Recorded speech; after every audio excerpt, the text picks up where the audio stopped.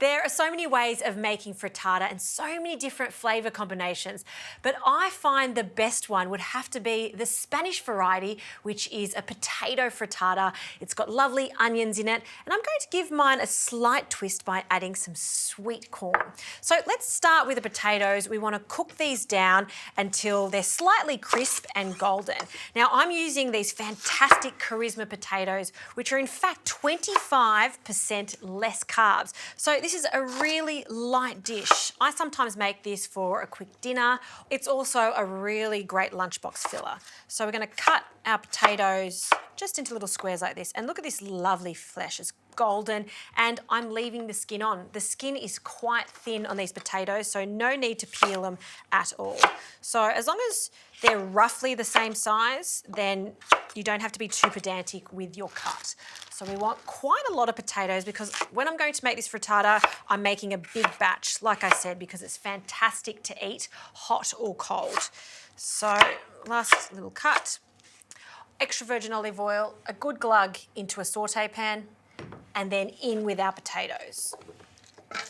So essentially we're frying off our potatoes to get some colour, and we also want them to be tender. I'm also going to be adding some onion to this, but I highly recommend not adding the onion now. If you do, they'll burn. So you want to give these potatoes time to cook down, become tender and golden. So that's going to take about 15 to 20 minutes, depending on how you cut your potatoes. I'm also going to season it with a pinch of salt.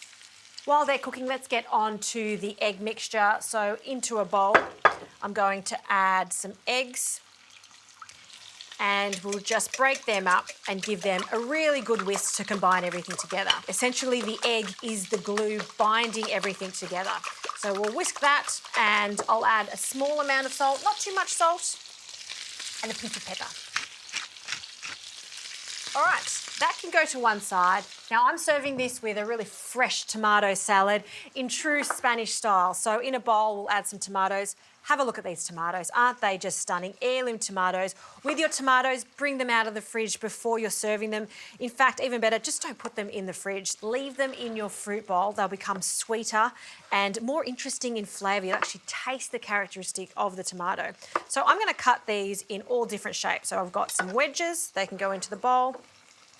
I'll just take the stalk off, and again, cutting them into any shape you like. The more rustic this is, the better it looks.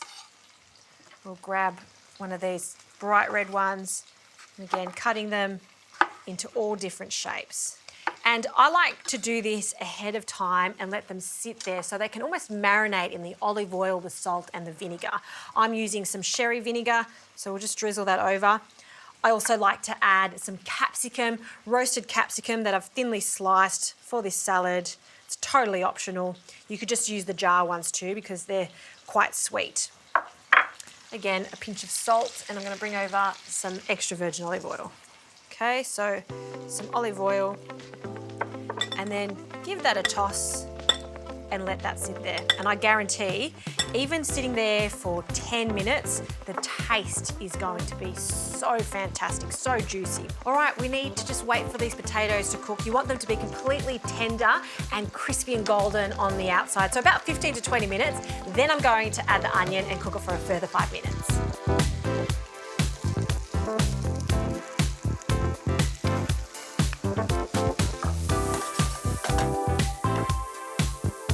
This is looking good now. I like that deep colour on the potatoes. It smells fantastic, particularly with all those onions in there.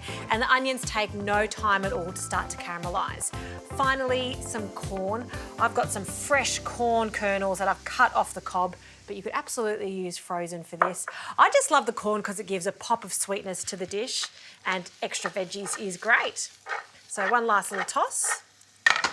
And we're going to just pour this into a sliced tin. You could even make these into individual frittatas if you like. It's completely up to you. And really fill up the tin. It's all about the potatoes, and the egg is in fact going to act like the glue to it all. So spread that out, press it down. I like some cheese, so a sprinkling of cheddar over the top, and that'll just melt into the potatoes. And our egg mixture, pour that over So it just gives it time to just seep through.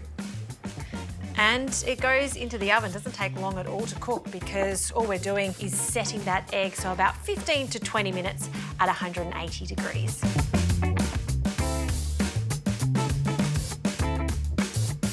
All right, the frittata is out of the oven. I've let it cool slightly and we can serve this up.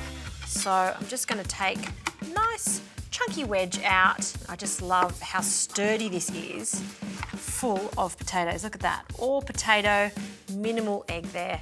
Place that onto a plate and let's serve it with these tomatoes that have been sitting here. You can see some of the juices that have come out of the tomatoes. Smells great too. We'll get some of those roasted capsicums. We'll just place that on the side. I like just a little extra salt over the top and some freshly cracked pepper. And that is a delicious, healthy dinner or lunch celebrating our beautiful humble potatoes.